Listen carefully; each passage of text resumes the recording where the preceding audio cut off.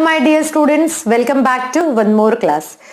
अभी हमने स्टार्ट किया है क्लास 11th का चैप्टर और वो है states of matter. Students, states of matter में आज हम स्टार्ट करने वाले हैं gas laws.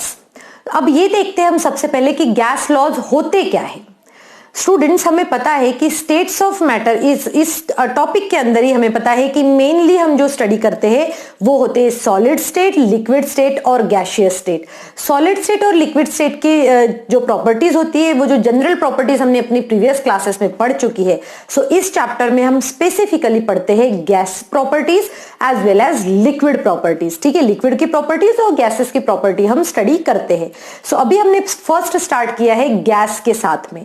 So student, gas laws क्या होता है? जैसे हमें बताइए कि किसी भी गैसियस सब्सटेंस को अगर मुझे कैरेक्टराइज करना है तो मैं उनको कैरेक्टराइज कर सकती हूं by pressure, by volume, temperature and mass.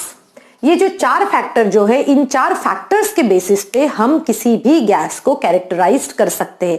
तो जब अगर मान के चलो अगर इनमें से कोई एक फैक्टर जो है वो कॉमन रखा गया तो दूसरे फैक्टर्स के ऊपर क्या इफेक्ट होता है वो हमें स्टडी करना है। और ये जो कंबाइंड, जब साइंटिस्ट ने कंबाइंड स्टडी किया इन सब चीजों का, उन सबको कहा गया है गैस लॉज। सो स्टूडेंट, इस सीक्वेंस में, गैस लॉज के सीक्वेंस में हम कुछ लॉ स्टडी करेंगे, जिसमें से आज हम फर्स्ट लॉ स्टडी कर रहे हैं और वो है बॉयल्स लॉ। अब देखो बॉयल्स लॉ क्या होता है वो अभी मैं आपको अच्छे से समझाती हूं। ओके, तो देखो बॉयल्स लॉ क्या होता है। जैसे मैं बताई कि सभी लॉज के नेम जो है वो उनके साइंटिस्ट के बेसिस पे ही दिए हुए हैं। बॉयल्स लॉ एक्चुअली, जैसे हमें पता है कि प्रेशर, वॉल्यूम एंड टेम्परेचर है, तो हम इसमें से क्या करते हैं, ये जो रिलेशन है ये रिलेशन है between pressure and volume. Pressure and volume relationship हम बताएंगे एट द कांस्टेंट टेम्परेचर। सो देखो प्रेशर एंड वॉल्यूम का रिलेशन में कैसे बताती हूँ एट द कांस्टेंट टेम्परेचर। सबसे पहले तो हम इसका स्टेटमेंट लिखेंगे। हम कैसे स्टेटमेंट कैसे लिखेंगे? हम ये कहेंगे eight constant temperature volume of a gas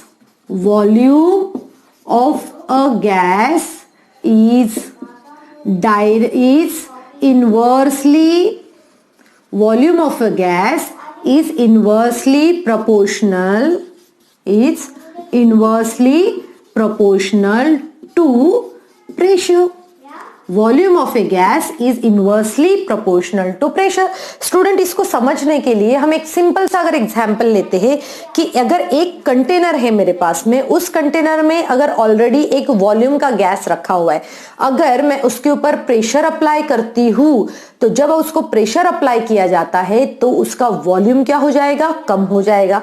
ठीक है, और हम इन सभी सिचुएशन में हमने टेम्परेचर जो है वो कांस्टेंट रखा गया है। अब हम इसको मैथमेटिकली कैसे बता सकते हैं? देखो, हमने जैसे कहा कि at constant temperature volume of a gas is inversely proportional to the pressure. So ये हमने वॉल्यूम लिया, volume of a gas is inversely proportional to its pressure. Okay, so चलो ये प्रोपोर्शनलिटी कांस्टेंट को हटा देते हैं और यहाँ पर हम लिखते हैं K इंटू पी। ठीक है, और K इंटू 1/P। सो आप इसको फिर से देखो, PV इज इक्वल टू क्या हो जाएगा? ये कांस्टेंट। तो अनदर स्टेटमेंट अगर मुझे लिखना है तो मैं सिंपली कहूंगी कि the product of volume and pressure of a gas is constant eight constant temperature. Right now, अगर मुझे प्रॉपरली फॉर्मूला फ्रेम करना है कुछ न्यूमेरिकल्स को सॉल्व करने के लिए, तो मैं ये कहूंगी कंसिडर दैट P1 इज क्या हो जाएगा? Initial and P2 is the final pressure. Similarly, V1 is the initial volume. And V2 would be the final volume.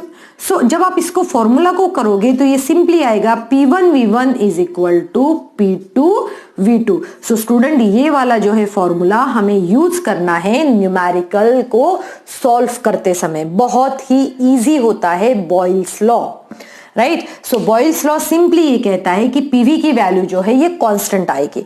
So student, इसको एक्सपेरिमेंटली कैसे प्रूफ किया गया? एक्सपेरिमेंटली क्या किया गया है कि डिफरेंट प्रेशर पे उनका वॉल्यूम जो है वो फाइंड आउट किया गया, और जब उन दोनों का प्रोडक्ट लिया तो वो क्या आ रहा था? ऑलमोस्ट इट इज कांस्टेंट, और इसीलिए ये लॉ जो है वो फ्रेम किया गया था।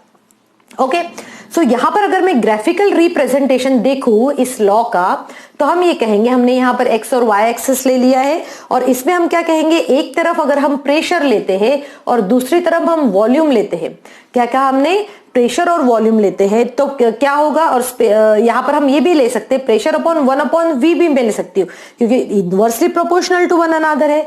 तो हमें यहां पर एक स्ट्रेट लाइन जो है ग्राफ मिलेगा।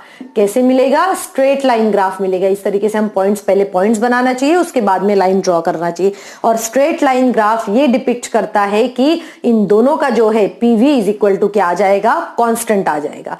नाउ स्टूडेंट, ये भी क्वेश्चन आता है कि अगर हम सिर्फ, अगर मैं इसको हटा के, अगर इन केस मैं सिर्फ प्रेशर और वॉल्यूम का ग्राफ बनाती हूं, किसका, प्रेशर और वॉल्यूम का, तो क्या हमें मिलेगा, चलो देख लेते हैं। देखो यहां पर ध्यान से, यहां पर हमने क्या किया, हमने सिर्फ प्रेशर और वॉल्यूम का ग्राफ बनाया, प्रेशर और वॉल्यूम का ग्राफ बनाया। तब हमें ये पता चला कि प्रेशर और वॉल्यूम में क्या होगा कि प्रेशर जैसे जैसे इंक्रीज होगा, देखो प्रेशर इंक्रीज हो रहा है तो वॉल्यूम डिक्रीज होना चाहिए, प्रेशर अगर इंक्रीज हो रहा है तो वॉल्यूम डिक्रीज होना चाहिए। और इसका जो ग्राफ है वो हमेशा एक ऐसे कर्व्ड लाइन मिलता है, इसका ग्राफ इस तरीके से मिलता है। अब हम इसको कैसे एक्सप्लेन करेंगे, जैसे देखो, अगर मैं इस पॉइंट पे वैल्यू देखूं तो यहां पर प्रेशर इंक्रीज हुआ है, और तो यहां पर देखते हैं वॉल्यूम की क्या सिचुएशन है। यहां पर इस तरीके से प्रेशर की वैल्यू इंक्रीज होगी और इधर वॉल्यूम की वैल्यू इंक्रीज होगी, तो प्रेशर इंक्रीज हुआ, वॉल्यूम डिक्रीज हुआ, करेक्ट है। यहां पर देखो ये वैल्यू आई और यही हमें प्रूफ करता है बॉयल्स लॉ पे। सिमिलरली अगर मैं यहां की बात करूं, यहां पर देखो, यहां पर जो है इसकी बात करो, तो फिर भी हम देख सकते हैं कि प्रेशर जो है वो क्या आ जाएगा, when pressure increases volume decreases, यहां पर देखो। और अगर हमने क्या किया है, अगर हमने, अब मैं इस पॉइंट की बात करूं तो यहां पर देखो हमने प्रेशर कम किया, देखो ध्यान से देखो, यहां पर अगर मैंने प्रेशर कम किया तो वॉल्यूम इंक्रीज हुआ है, और यही प्रूफ करता है बॉयल्स लॉ। बॉयल्स लॉ हमें ये कहता है कि जब भी किसी कांस्टेंट टेम्परेचर पे आप जाओगे तो वॉल्यूम जो है वो हमेशा इनवर्सली प्रोपोर्शनल रहेगा प्रेशर के साथ। सो स्टूडेंट, बॉयल्स लॉ का अगर मैं डे टू डे लाइफ का एग्जाम्पल दूं जहां पर ये बॉयल्स लॉ यूज होता है, वो है जो पीपल, या फिर हम कहेंगे जो माउंटेन्स पे जाते हैं, mountaineers carry cylinders with them, oxygen cylinders with them, ठीक है। ऑक्सीजन से हम ये कहते हैं कि वो ऑक्सीजन सिलेंडर्स कैरी करते, तो ऐसा क्यों होता होगा, चलो हम को रिलेट करते हैं बॉयल्स लॉ के साथ में। माउंटेनर्स जो है वो कहाँ जाते हैं, माउंटेन्स पे जाते हैं जहां पर एटमॉस्फेरिक प्रेशर क्या होता है, ज्यादा होता है। एटमॉस्फेरिक प्रेशर ज्यादा होने की वजह से वहां पर क्या हो रहा है, वॉल्यूम क्या हो जाएगा, गैस, वहां पर जो भी गैस रहेगी उसका वॉल्यूम कम रहेगा, और वॉल्यूम कम रहेगा तो उनको ब्रीदिंग में प्रॉब्लम हो सकती है। सो स्टूडेंट, बॉयल्स लॉ के ऊपर बहुत ही ज्यादा इजी न्यूमेरिकल्स आते हैं, आपको सिर्फ ये फॉर्मूला याद रखना है और इस फॉर्मूला के बेसिस पे आप इजीली न्यूमेरिकल सॉल्व कर सकते हो। बॉयल्स लॉ का स्टेटमेंट और साथ में ही मैथमेटिकल एक्सप्रेशन हमें पता होना बहुत ज्यादा जरूरी है। सो स्टूडेंट, आई होप आप सभी को आज की क्लास पे मैंने जो बॉयल्स लॉ पढ़ाया है वो अच्छे से समझ में आ गया होगा। Thank you students and have a good day ahead.